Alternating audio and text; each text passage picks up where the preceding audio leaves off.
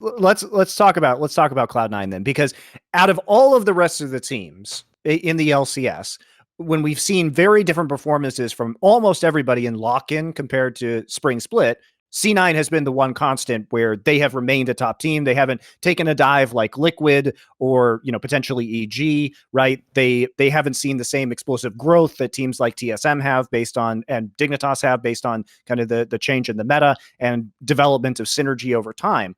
But Cloud9, they at least appear to me to be more meta-proof than many of these other teams. Although I will say that I was skeptical with the jungle changes, whether they would continue to be as strong, because so much of Blaber's career has been heavy farming on junglers and having a very strong presence in the game. But it really obviously hasn't affected them very much. He's still playing a very nerfed Olaf to extreme effectiveness.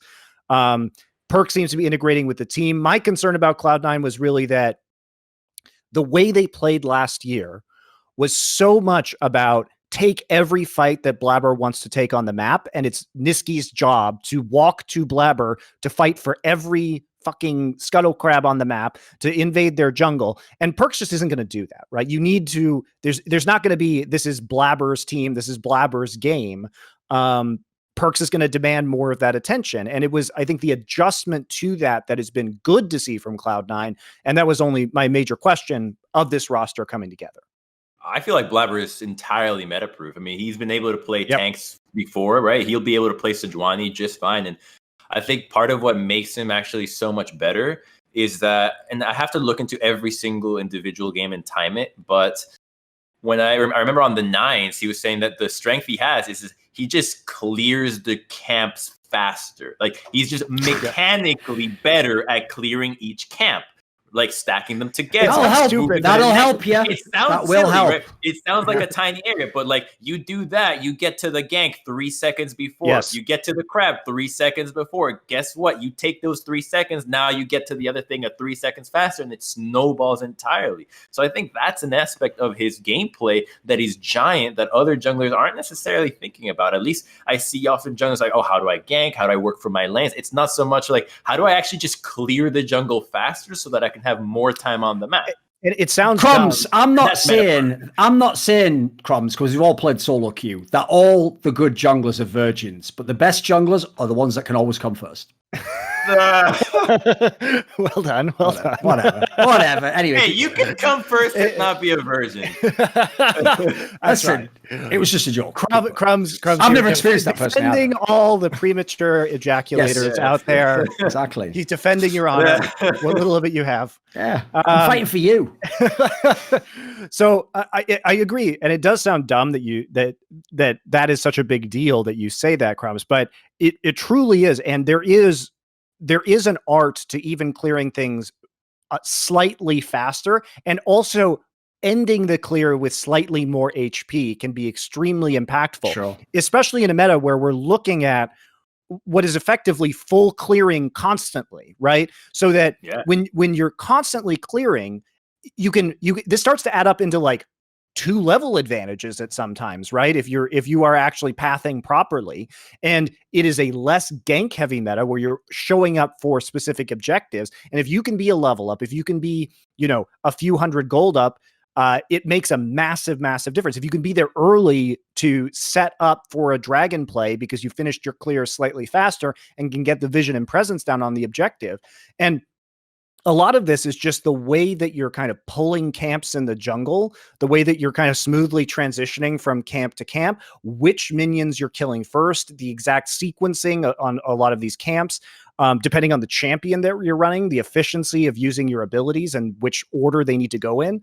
It's actually fascinating. I mean, dude, just last week, Blaber is such a Chad on jungling. He goes as Olaf into the mid lane, gets Damonte to hit him, so he's lower HP, so he can go into the jungle as lower HP Olaf and clear faster stacking camps.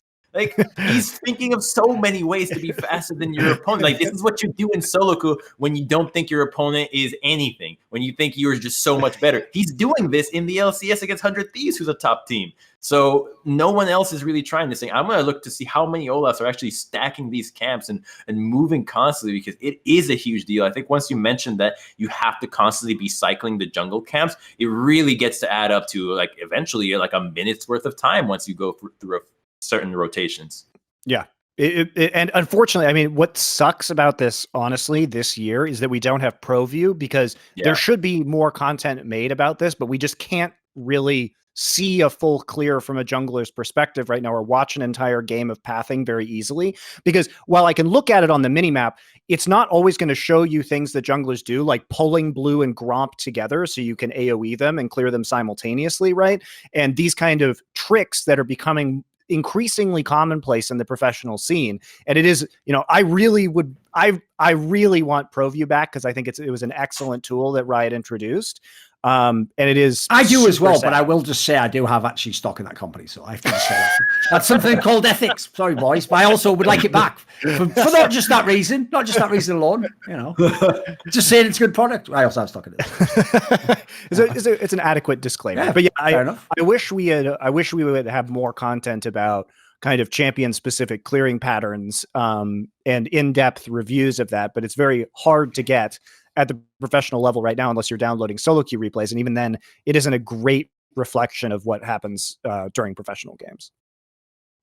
I think that a really interesting thing is always pops up is, I guess during off seasons, you always have random players showing up like, oh, new clear speeds with these junglers. And you have like, they're showing you all the tricks. Like there's people that are just going into custom games and only practicing tricks of stacking camps together.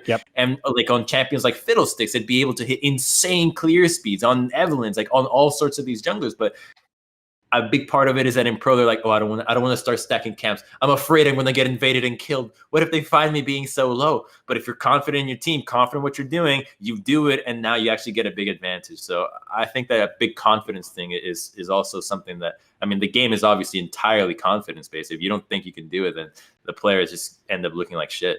Yeah, and there hasn't been an issue with Blaber as a person in terms of his confidence level. No. One of the charming things about him is how much confidence he has in himself, and how his play is very much like his personality, which is, and he's NA. He's NA. He's also, based on what I heard, he's like the only player as well. But you know, one of the nightmares if you're a coach is the player who in scrims is doing all the ridiculous limit testing 24/7, like, and then you're like, come on, man, you wouldn't do that on stage. Like, apparently he just does all the same stuff in scrims. He's just getting like a million kills in the first 5 minutes or whatever, and like the scrims over. Like, apparently he just does what he does on LCS just in scrims, by the way, guys. So like, that's even how he's practicing. Scrims, you know? His win rate is insane. I think he's in over 80% win rate in all-time LCS games right now. I have to check, but last year it was definitely like in the 80% plus, which is all-time high. It's unreal.